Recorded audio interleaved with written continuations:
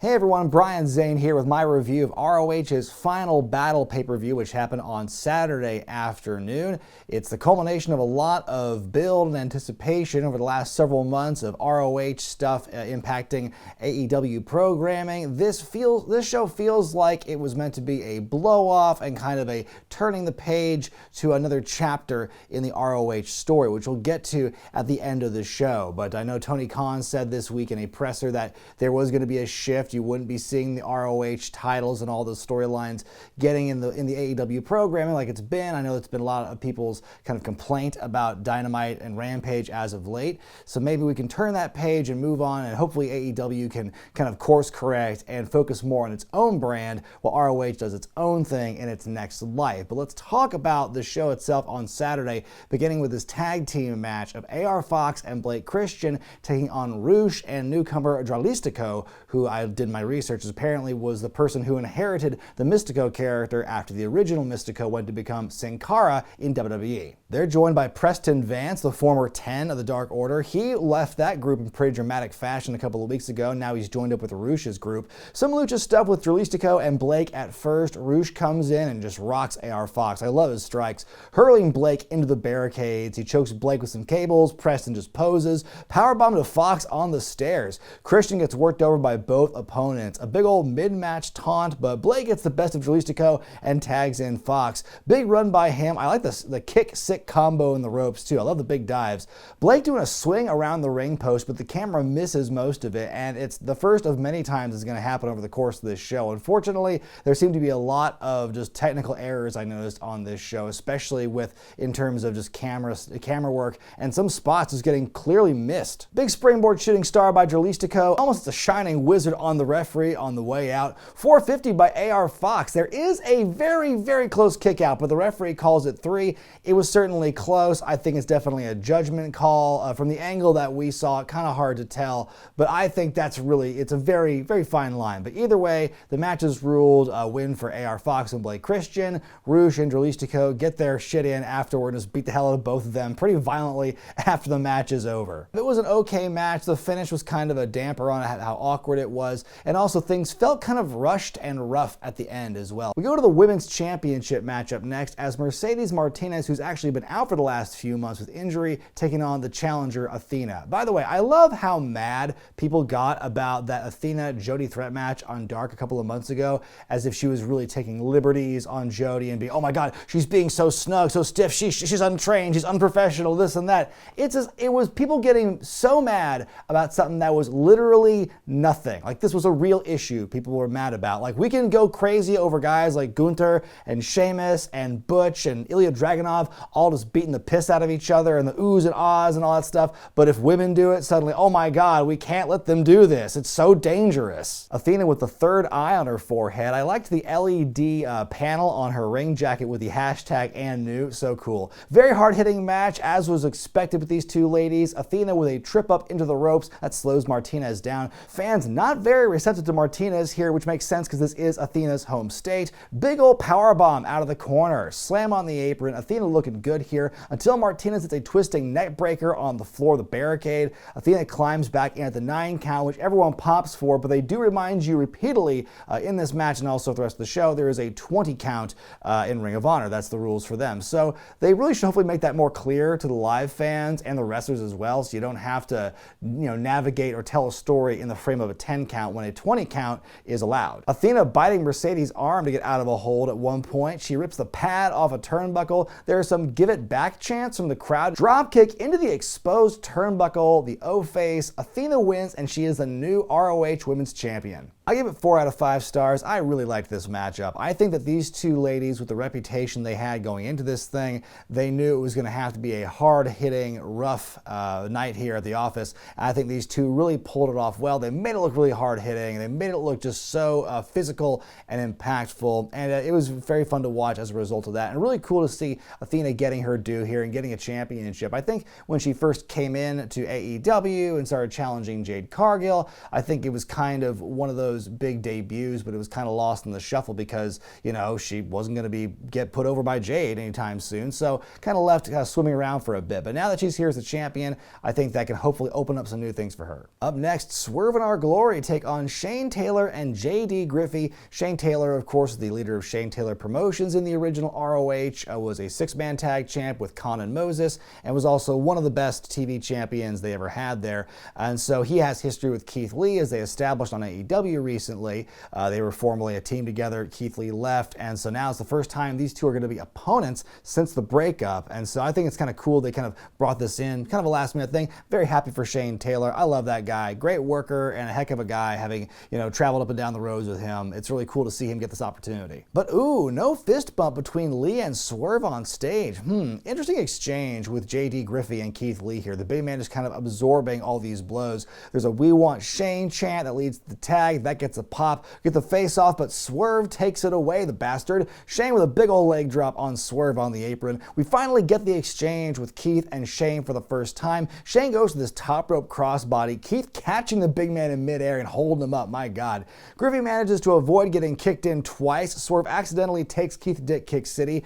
Griffey dives out. Lee catches him. Lee gives Swerve the cold shoulder for a bit after Swerve yells at him. Swerve's in this arm hold. Keith Lee hits a moonsault off the top to break it up. I mean, sure, you could have just stomped him, I guess. We get a hot tag that starts out with tornado rules, apparently. Lee gets Shane up again. Another accidental shot. Welcome to the land by Taylor. There's a kick out. Swerve slowly backing away after what happened, and he abandons Keith Lee. It becomes 2-on-1. All looks dire until Shane and Griffey, with some friendly fire of their own, Lee takes Griffey down to win the match for he and his unwilling partner. I give it 3.5 stars here. I think this was a great introduction for Taylor and also for Griffey, someone who I knew nothing about going into this matchup here. So I thought it was a pretty good introduction to him, so I kind of get what he's about. I thought this was an entertaining matchup here, continuing the story with Swerve and Lee. Obviously, things are kind of falling off the rails with them. Is this the final, the straw that broke the camel's proverbial back?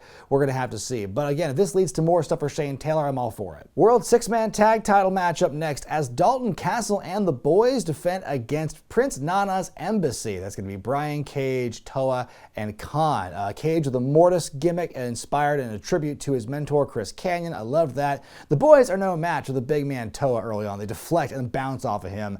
Cage and Toa have the boys installing suplexes on the floor after having caught them in midair, but the camera pans away and misses the move. I hated that. Brandon getting the shit beat out of him by Toa and Cage for several minutes. The camera's not missing that. Khan's got him in a fireman's carry, but Brandon counters, makes the tag to Dalton. Dalton goes on a big run, suplexing everyone, deadlifting the big man up for the German. He goes boy tossing. There is a struggle, but Toa does eventually get both boys up for the Samoan drop. Everyone gets their shit in, including Brian Cage, who hits the drill claw. Prince Nana interferes and distracts Dalton. That's going to be his downfall. Big assisted powerbomb to Brent Tate, and that's all she wrote. The Embassy are the new six-man champs. Always a joy to see Dalton Castle in his element, entertaining the fans as only he can do. He's always a joy to watch. Good selling by the Tate twins here for the much larger opponent. Great win for the Embassy. Great win for Brian Cage, by the way. Kind of a nice rebound for him when you consider how he came into AEW with a lot of promise. And I think that if there's one thing I'm hopeful for, I think we've been all kind of hopeful for about ROH since the acquisition, is that it can be a place for people, for this large roster AEW has, to do something with them. And I think that Brian Cage is part of the Embassy. I think the Embassy in general, Khan, Toa, I think it's a pretty good package right now. Lexi Nair's backstage with Top Flight, talking about their win earlier on the pre-show, and Matt Menard and Angelo Parker interrupt. They want to be starting something. Dante throws the first punch. They brawl to the arena in the crowd. Dante with a huge spot, and we cannot see where he lands. Come on, people. Parker and Menard are in the ring here. Parker talking trash about ROH having died, and if they were so great, why they died in the first place, but says that Chris Jericho is the only man who can resurrect it. Daddy Magic pulling out the bucket hat and says after tonight, Claudio will be in a tag team with Jake Hager called the Hat Trick. And look, I'm not saying I want Jericho to retain tonight, but I don't know, that tag team sounds pretty awesome. Wheeler Yuta interrupts Menard's trash talk, and we get to that ROH Pure Championship match as Daniel Garcia defends against Wheeler Yuta, another match in their very impressive series they've had so far this year. We begin with bushels of forearms before Garcia and Yuta each get a warning for punching each other in the face. Garcia taking off the protective wraps of the Bolt and squishing Yuta's head in for a second. Yuta gets revenge. Then Yuta gets bonked in the throat and Garcia takes over. Trent Seven, formerly of NXT UK and Mustache Mountain, he's seen watching in the audience, so he appears to be a new signee. Garcia with an insane surfboard to Yuta in the ropes, makes Yuta having to use all three of his rope breaks, so he's got no help left. Yuta goes on a comeback, but Garcia gets that sharpshooter locked in. Yuta somehow counters it. We get a slap off. More back and forth. Sharpshooter again. Yuta tangling them into the ropes to fight out of that hold. Big old pile driver. Garcia still kicks out. More holds exchanged. Yuta with the elbows to the face and neck. Garcia is out. Referee calls the match, and Yuta becomes the first ever two-time pure champion in ROH history. I give this one 4.5 stars out of 5. I love a good physical, technical fight. Nice blend of those two styles in particular. Holds is bashing the hell out of each other, and so that was we definitely got a lot of that in this matchup here. I think this was my favorite in the series. I love that Ian Riccaboni on commentary referenced Brian Johnson and his kind of cheating ways when he was making a run for the pure title and everything. We saw a little bit of that with those early punches and trying to make the opponent spend the rope breaks. That was a great story told in that matchup here. And so yeah, in my opinion, I think this is one of the better matches of the evening. Oh, but don't worry, it gets bested pretty quick in our next matchup here. It's a double dog collar match for the ROH tag titles as FTR defend against them boys, the Briscoes. And this is a match that was not announced until a few days before the pay-per-view. It was at the very tail end of Dynamite this Wednesday, which I thought that was interesting, but it's so funny the lengths of which AEW will go to not mention the Briscoes by name. FTR with these special trunks for the night, showing the date of last year's final battle when they first crossed paths, and this year's, Wheeler's the first to use the chain, whipping Mark in the stomach with it. They brawl in the crowd, on the stage, Mark diving off the stage onto Wheeler. We have Jay and Dax in the ring. Brutal chain on mush action there. Mark with the kung fu chops, I love that. Jay with the chained up fist, multiple blows to Dax's noggin. Jay gets busted open and it looks grotesque. He is the big bleeder of the night. Doomsday device on Mark, but there's a kick out. Mark is hanged over the top rope. Jay is continuing to be a gross crimson mask. Mark with the froggy bow. We get a kick out. There's a great moment here. It's just very funny when Dax desperately tries to wrap the chain around his head, but he's bald and he's sweaty and bloody, so there's no grip for anything. So he's just trying to put this crown around his head and it just keeps slipping down.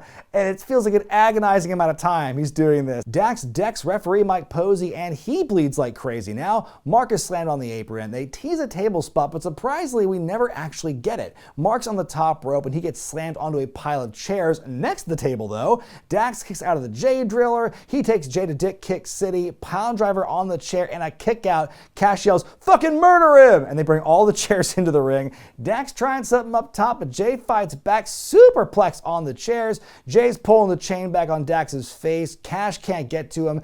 Dax is out. The Briscoes win and they are 13-time tag team champs. I give it 5 stars out of 5. That match absolutely ruled. I thought what they had at Super Card of Honor was fantastic. I thought what they did at Death Before Dishonor was also great. This match totally blew it out of the water, those other two matches. What a fantastic, violent, beautiful display this match was. And there wasn't much else I can really say about that. It was a great finale to their feud, which I think is the feud of the year across all of wrestling. If not the feud of the year, it's definitely up there as one of the best, in my opinion. But yeah, this was definitely, it was a bloodbath. It was kind of hard to watch at times with that, but man, there was just some real grit and some real emotion in that stuff, and it was just a fantastic match. I can't say enough good things about it. It's cool seeing the Briscoes with the tag titles again. It appears that with ROH entering this new chapter, that they will be the flag bearers for the brand and the tag division, which just makes sense given their rich history in the ROH scene. I think it's unfortunate that they've been effectively banned from like Warner Television, like AEW programming. They weren't even mentioned by name, I don't think, at the very end of Dynamite when they crammed that match announcement in there. And it has to do a lot with, their past comments. Jay's very controversial, very in poor taste tweet from many years ago is chief among them. And I get that. I get why they would want to keep him off TV for that. It's kind of a toxic thing. But I mean, time has passed since those comments.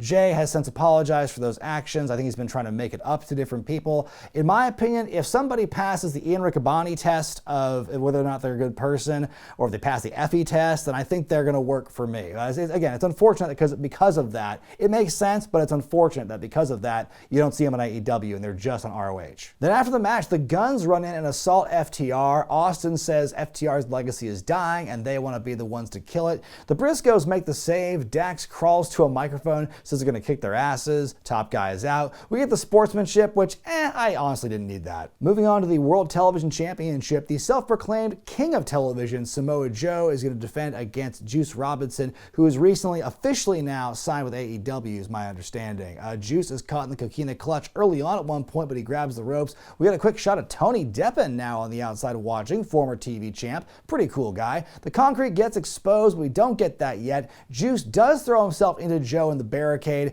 Joe hits his dive on the outside, does the big boot in the corner. Back in the ring, Juice hitting those jabs. Joe hits back with his own brand of offense. Juice with the big cannonball. There's more back and forth. Joe fighting for the muscle buster, but he can't get it the first time. But he does get it the second attempt. Joe wins and retains. This one gets 2.5 stars out of 5 for me. I thought the match was just okay. It felt at this point Samoa Joe's kind of busting out the greatest hits. I didn't see anything like new or oh my god from him in this thing. I think Juice did a good job as well, but this match to me felt like had the least amount of heat going into it out of all the matches on this show. Fine match, but just to me it was almost just kind of there. We go to our main event now, the Ring of Honor World Championship, as the Ocho Chris Jericho defends against Claudio Castagnoli. Jericho's first Ring of Honor pay-per-view appearance, everyone. And boy, 5 years ago, would you ever imagine like this match in particular would be the main event of a Ring of Honor pay-per-view? The match begins. Jericho makes a break for the commentary team and Ian Riccaboni. They run around and Claudio cuts Jericho off. Commentary returns to the table and they're both shaken, but now no longer can be objective in any possible way. It's so funny because Riccaboni tries to do his due diligence as a play-by-play man to just put over Jericho's accomplishments and his stats and everything. And at first, he's trying to fight back the urge. And then when that chase happens, he just comes back right around to it.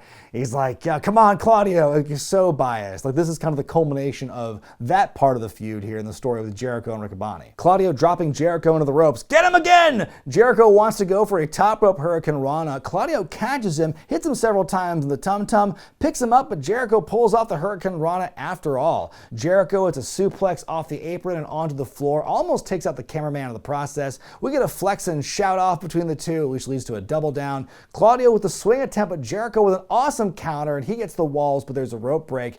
Daddy Magic and Cool Hand get involved, brings in the bat to Claudio's dome. Claudio kicks out. The goons are ejected. Jericho going for the Judas effect, but he gets ducked. Claudio with the big swing, and after 36 rotations, Chris Jericho taps out to the swing. That was incredible. I've never seen that happen before. And there you go. Claudio Castagnoli wins the match and is a two-time ROH World Champion. Yuta and Jerry Lynn come out and celebrate with him as the show goes off the air. This one gets 4 stars out of 5 for me. I thought this was great. Both guys busted out of a lot of impressive feats here. Of course, Claudio, as strong as he is, the great base that he is to help contribute to some of these spots happening. Some brilliant counters by Jericho. That one out of the swing into the roll-up into the walls I thought was just great. The run-in by the goons and everything, the ray of hope after Claudio kicks out of the bat shot. And then finally Jericho tapping out to the swing, which really, when you think about it, is the perfect hybrid of a wrestling and a sports entertainment move mixed into one. So how fitting is it that Jericho is fallen by that move in particular? And so yeah, Claudio getting the big win at the end, rah rah, send the fans home happy. You really can't ask for a better finish than that. My grade for Final Battle 2022 is a B+. I think in-ring across the board was pretty darn good, barring a couple of slip-ups here and there. I loved the dog collar match, loved Claudio and Jericho. I thought the women's match was also great. There were a lot of payoffs on this show, but not a lot of seed planting. I mean, for this new chapter they have here, you didn't really see a lot of like direction of where especially the champions are going to be going from here. It just seems like this felt like a big kind of payoff, kind of a reset, very much in a similar vein to Supercard of Honor, because you had a lot of new champions on that show as well. And so I think that this to me feels like the opposite end of that, where it's okay, here's yet another reset. You've sat through all this, and here's the payoff to all this, and now the healing can begin, or the new chapter can begin, or something. Like I said, lots of great wrestling action, that's never in doubt, but there were a few too many technical errors and just directing problems that like really just ground my gears, and missing a lot of big moves and spots and stuff. And yeah, not a lot of seed planting. There could have been a little more in that regard. Okay, so now what does the future hold for Ring of Honor in this new era, in this new chapter? Well, Tony Khan announced after the show that ROH TV is going to continue on Honor Club, the app and the network they have there, for $9.99 a month. It's not a proper TV deal like what AEW has. It's not a free show on YouTube like Dark, for instance. It's this streaming behind a paywall sort of thing. I think that is probably not what they were hoping for and not what a lot of fans are going to hope for. I wonder how many people who paid $40 to see this show are going to be enticed based on what they saw to pay $10 a month to watch more of it on television. I think that, if you're a diehard ROH fan, I think there's a lot of the spirit of Ring of Honor on this show. Like I said, if you like the wrestling, if you like the wrestles, you're going to like this show, in my opinion. So if that's your thing, and if you love to represent, the spirit of ROH, then yes, the Honor Club might be a good thing. But I mean, as far as people maybe who having wanted to see it like on regular TV, we're not going to get that right now. But who knows? But at least ROH will be on its own TV product. I think we all kind of agree one of the biggest setbacks for AEW this year has been their rollout of Ring of Honor and their incorporation of it. And now that this is the payoff, it feels like it hasn't been wasted. I'm not entirely sure. We'll have to see if it's successful. But again, at least ROH will be on an island unto itself. But what did you think of Final Battle, folks? And what do you think of ROH's future going back to TV on Honor Club behind a paywall? I want to hear what you have to say in the comment section below. And if you're feeling nostalgic for Final Battle like I am, you can go click on the video here on the end screen to see my vlog from last year's Final Battle, the end of an era pay-per-view in Baltimore. Got to work that last year, and I was right there on hard cam cheering on Bandito and Jonathan Gresham and all the other fun memories I had from that last weekend in the old ROH in Baltimore. The memories. Anyway, folks, I'm Brian Zane, and I'll see you next time.